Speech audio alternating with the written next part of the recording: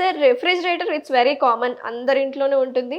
So దాంట్లో కొన్ని items పెట్టకూడదు, కొన్ని ఐటమ్స్ పెడితే మనకి హెల్త్ ఇష్యూస్ వస్తాయి, కొన్ని పెట్టుకోవచ్చు అని చెప్తున్నారు కదా, అవి ఏంటి సార్? ఫస్ట్ థింగ్, అసలు మనం ఫ్రిడ్జ్ ఎందుకు వాడతాం? ఇప్పుడు మనం ఏదైనా కర్రీ చేసుకున్నాం, రైస్ చేసుకున్నాం, పప్పు చేసుకున్నాం, ఇది బయట పెట్టినాం అనుకోండి అట్ రూమ్ టెంపరేచర్, ఇవి తొందరగా పాడైపోతాయి. ఎందుకు పాడవుతాయి? ఎప్పుడైతే మనం బయట పెడతాం ఫుడ్, దాంట్లో నార్మల్ టెంపరేచర్ ఉంటుంది. ఎక్కువ చల్లగా ఉందనుకోండి, మనం వితౌట్ స్వెటర్ వితౌట్ బ్లాంకెట్ ఉండగలుగుతామా? లేదు. సో అలానే ఎప్పుడైతే ఫుడ్ బయట ఉంటుంది, అప్పుడు కరెక్ట్ కంఫర్టింగ్ టెంపరేచర్ ఉంటుంది దేనికన్నా, ఏ లివింగ్ ఆర్గానిజం కన్నా. సో ఈజీగా మైక్రోబియల్ గ్రోత్ ఏమో ఎక్కువ ఉంటుంది. ఇప్పుడు మనం దోశపిండి చేసుకుంటాం అనుకోండి, అది ఫ్రిడ్జ్ లో పెడితే ఫర్మెంటేట్ అవ్వదు. ఓవర్ నైట్ మనం బయట పెడతాం, ఎందుకు? దాంట్లో మైక్రోబియల్ గ్రోత్ పెరగాలి. సో అట్లనే హార్మ్ఫుల్ మైక్రో ఆర్గానిజమ్స్ కూడా ఉంటాయి, దాని గ్రోత్ కూడా పెరిగిపోతుంది బయట పెడితే ఫుడ్, అందుకే మాడిపోతాయి. సో అందుకే మనం రెఫ్రిజిరేట్ చేయడం స్టార్ట్ చేసినాం ఫుడ్ని. కానీ ఏ రోజు ఫుడ్ ఆ రోజే కన్జ్యూమ్ చేయాలి. కానీ మనకి ఇప్పుడు టైం ఉండదు డైలీ కుక్ చేసుకోవాలంటే, సో మనం ఏం స్టార్ట్ చేసినాము, రెఫ్రిజిరేటర్లో సండే రోజు మనకు టైం ఉంటుంది, పప్పు చేసి పెట్టుకుంటాం, నాన్ వెజ్ చేసి పెట్టుకుంటాం, కూర చేసి పెట్టుకుంటాం, అదే 3 days 4 days వాడతాం.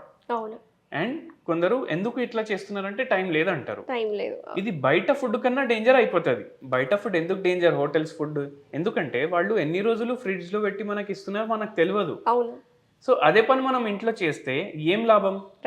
సో అందుకే ఏ రోజు ఫుడ్ ఆ రోజు కన్జ్యూమ్ చేయాలి. మీరు మధ్యాహ్నంది నైట్ తినొచ్చు, కానీ అది రెఫ్రిజిరేట్ చేసి బయటికి తీసి మంచిగా హీట్ చేసుకోవాలి ఫుడ్ని. హీట్ ఎందుకు చేసుకోవాలి? హీట్ చేస్తే బై ఛాన్స్ ఏమైనా మైక్రోబియల్ గ్రోత్ దాంట్లో ఉందంటే అది పోతుంది అనేసి. సో మంచిగా మీరు ఫుడ్ ఎప్పుడైతే ఫ్రిడ్జ్లోకి వెళ్ళి తీస్తారో దాని తర్వాత కొద్దిగా మంచిగా బాయిల్ చేసి కన్జ్యూమ్ చేయండి. అంటే కూల్ డౌన్ అయిన తర్వాత బాయిల్ చేయాలి అంతే అంటారా?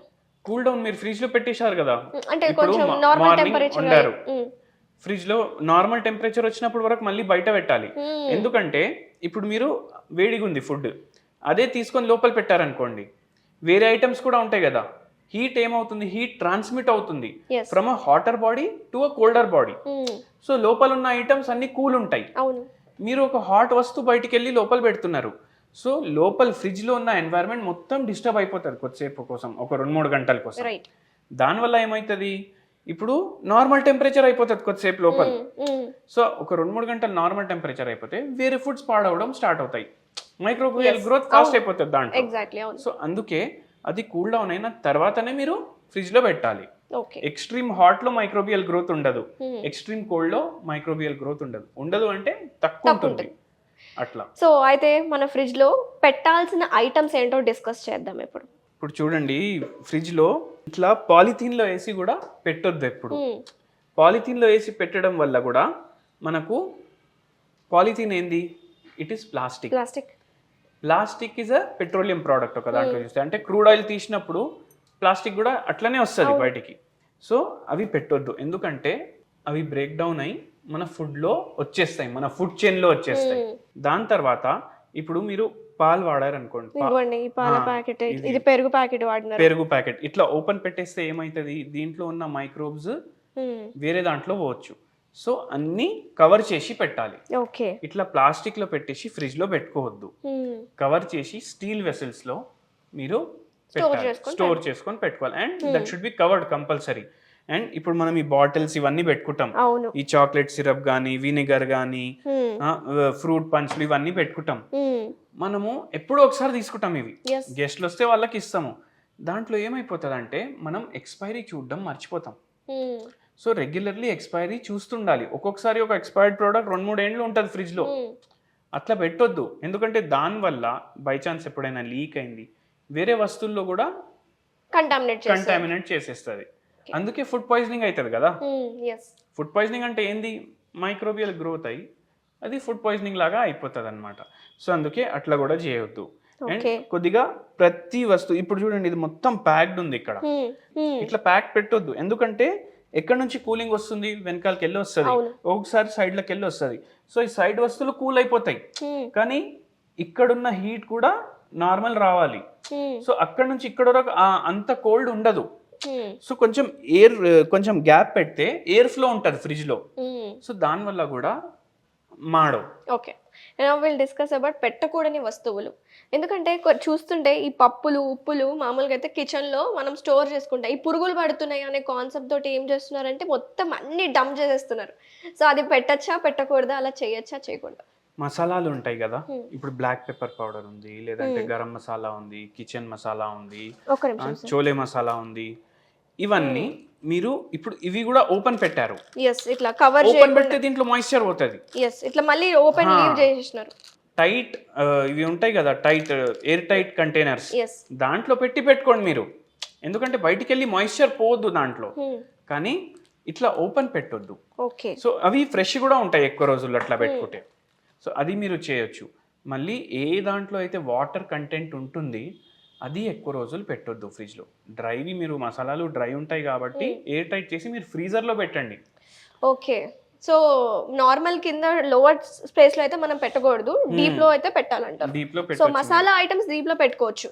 ఎయిర్ టైట్ కంటైనర్స్ లో మీరు నట్స్, బాదాంలు, పిస్తాలు, కాజులు ఇవి పెట్టొచ్చు. మళ్ళీ కొందరు ఏం చేస్తారంటే ఇప్పుడు మామిడి పండ్లు ఉంటాయి కదా, అవును, అవి రసం తీసి సీజన్ అయిపోయిన తర్వాత వరకు కూడా ఫ్రీజర్లో పెట్టుకుంటారు. అవును. సో అట్లా కూడా చేయకండి. క్రేవింగ్స్ ఉన్నప్పుడు తిందాంలే అన్నట్టు. క్రేవింగ్స్ ఉన్నప్పుడు తిందామనేసి అట్లా కూడా చేయకండి. ఒక పేషెంట్ అయితే ఎట్లుండే, మటన్, చికెన్ ఇప్పుడు తీసుకొస్తాడు కదా మార్కెట్కి వెళ్ళి, ఒకటేసారి 3-4 కిలోలు తీసుకొస్తాడు. ఓకే. మొత్తం నింపుకొని పెట్టుకుంటాడు ఫ్రీజర్లో. అది 10 రోజులు, 15 రోజులు, 20 రోజులు వాడతాడు. ఆటోమేటిక్గా మనకు స్మెల్లోనే చేంజ్ కనిపించేస్తుంది. కానీ నాన్ వెజ్ ఎట్లాంటిది అంటే దాని క్రేవింగ్ చాలా సివియర్ ఉంటుంది జనాలకు. సో అదే తీస్తూనే ఉంటారు, వండుతూనే ఉంటారు, తింటూనే ఉంటారు. అట్లా చేయకండి. ఫ్రెష్నే ప్రిఫర్ చేయండి మీరు తినడం. ఓకే. సో ఇట్లా చేయడం వల్ల ఏమవుతుందంటే ఫుడ్ పాయిజనింగ్ ఒకటి అవుతుంది. ఇట్లా మీరు రెగ్యులర్గా చేశారనుకోండి, మీకు షుగర్ అయ్యే ఛాన్సెస్ ఉంటాయి, బీపీ వచ్చే ఛాన్సెస్ ఉంటాయి, క్యాన్సర్ కూడా వచ్చే ఛాన్సులు ఉంటాయి. అందుకే అట్లా ఎక్కువ రోజులు పెట్టేసి ఫుడ్ వాడకండి. సో ఎప్పుడప్పుడు ఫ్రెష్ చేసుకొని తీసుకోవాలి. ఇప్పుడు రసం చేసుకుంటారు చాలా మంది, 8 రోజులు కూడా తింటారు. చట్నీ చేసుకుంటారు దోశకి, అది నెక్స్ట్ డే పొంగనాల కోసం కూడా వాడతారు, మళ్ళీ దాని తర్వాత ఇడ్లీ కోసం, మళ్ళీ దాని తర్వాత ఉత్తప్పా కోసం, ఇట్లా 5-6 రోజులు ఆ చట్నీ తింటున్నారు. సో అది కూడా అవాయిడ్ చేయాలి. ఎందుకు అవాయిడ్ చేయాలంటే మనకు బీపీ రావద్దు, మనకు షుగర్ రావద్దు, ఉంటే అవుట్ ఆఫ్ కంట్రోల్ పోవద్దు. అందుకే ఇవన్నీ పాటించడం చాలా ఇంపార్టెంట్. సో ఈ రోజుల్లో వచ్చే ప్రాబ్లమ్స్ నార్మల్గా స్మోకింగ్ కావచ్చు, లేకపోతే పొల్యూషన్ కావచ్చు, లేకపోతే వాళ్ళకున్న జెనెటిక్ ప్రాబ్లమ్స్ వల్ల అనుకుంటాం. సో ఇది కూడా వన్ ఆఫ్ ద రీజన్సే. ఇది కూడా ఒకవేళ మీరు చాలా రోజులు పెట్టి తింటున్నారు అనుకోండి, అది కూడా ఆల్కహాల్ కి ఈక్వల్, అది కూడా స్మోకింగ్ కి ఈక్వలే.